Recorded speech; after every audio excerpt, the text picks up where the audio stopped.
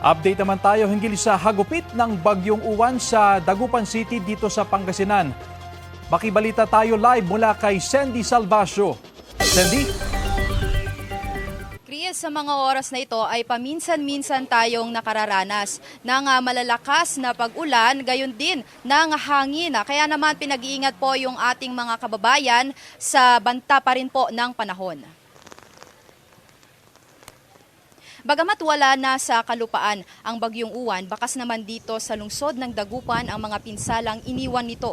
Sa aming paglilibot sa syudad kaninang umaga, maraming mga sanga na nagkalat sa daan at may ilan ding puno na pinatumba ng bagyo. Ang mga residente rito sa Barangay Bunuan Gasset, abala na sa paglilinis ng kanilang mga bakuran. Umabot kasi hanggang sa kalsada ang hampas ng alon ng baybayin, kaya't nagdala pa ito ng mas marami at mas malalaking kalat. Bunsod din ng storm surge, binaha ang malalaking bahagi ng barangay. Ang mga barangay Bunuan Gasset at Bunuan Binlok ang dalawa sa mga malalang tinamaan ng super bagyong uwan. Ang evacuees sa dalawang barangay umabot na sa mahigit kumulang 3,000 mga individual.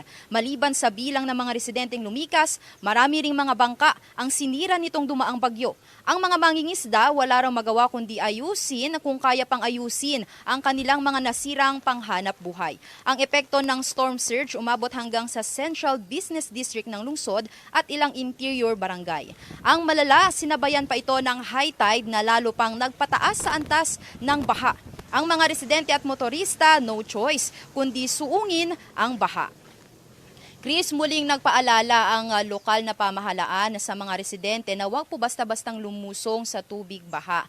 Kung kinakailangan, magsuot po tayo ng bota o waders para hindi po natin makuha itong mga sakit na maaaring dala nitong tubig baha katulad na lamang ng leptospirosis.